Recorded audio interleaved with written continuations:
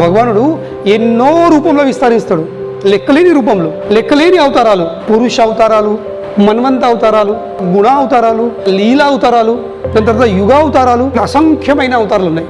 ఆ అసంఖ్యమైన అవతారాలకు సేవ అందించే యుద్ధ భక్తులు కూడా అసంఖ్యమైన వాళ్ళు. అంటే ఎవరికి ఏ భావం ఉందో అదే భావంతో వాళ్ళు భగవాన్కి సేవ అందిస్తున్నారు.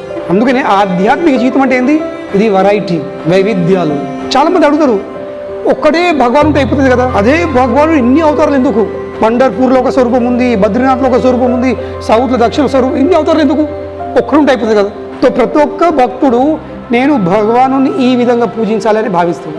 ఆ భక్తుని యొక్క కోరికను నెరవేరుస్తూ భగవానుడు ఆ రూపంలో ప్రకటిస్తాడు. వాత్సల్య భావంలో ఉన్న భక్తుల కోసం కృష్ణుడు చిన్న లడ్డే కూర్చుంటాడు. దాస్య భావం ఉంది, దాసులాగా సేవ అందిస్తున్నారు. సాఖ్య భావం ఉంది, సఖులుగా సేవ అందిస్తున్నారు. మాధుర్య భావం ఉంది, గోపికలు.